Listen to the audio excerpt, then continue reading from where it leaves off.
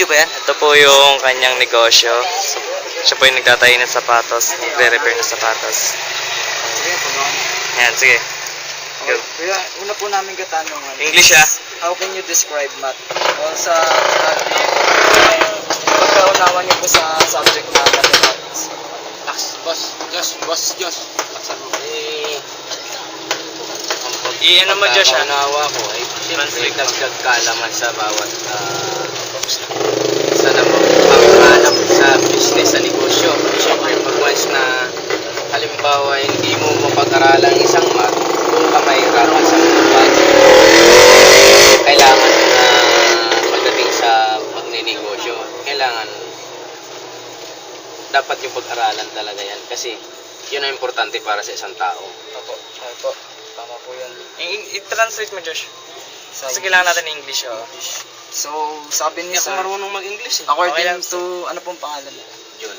According to John, math is very important in business purposes like his work, ano ba dito? His job. His job na, yan, Sapatero. Sure yan. shoe repair. Shoe repair. So, yun. It's hard to manage business like this. You have Ikaw saan ito magtanong? you have sufficient knowledge about math. So, let's proceed to second question. Why we need to study the How can mathematics affect your daily life? Kung sa Tagalog po ay, ano po yung mga nai-apekto ng matematika sa yung araw-araw na pamumuhay?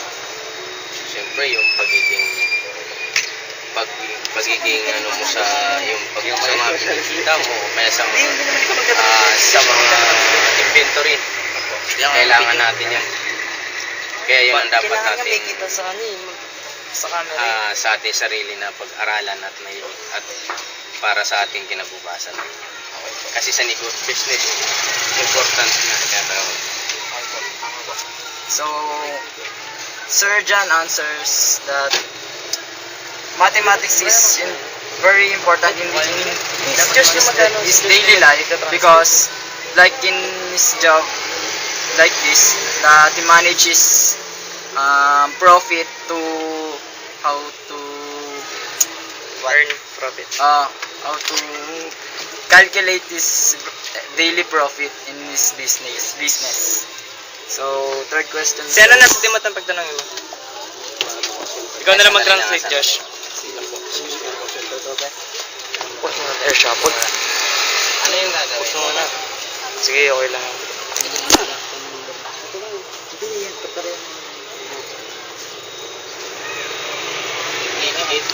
What if mathematics is not discovered?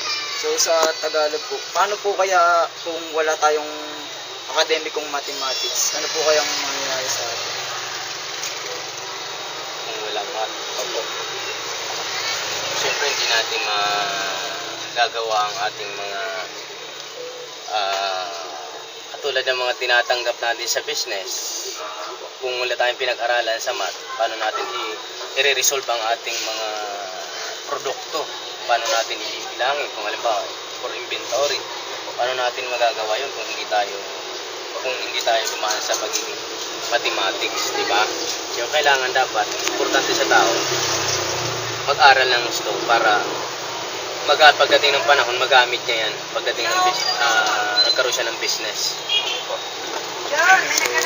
So yun po ang sagot ni Sir John na kung walang matematika sa ating buhay, hindi natin maayos ang ating trabaho lalo na sa pagbibilang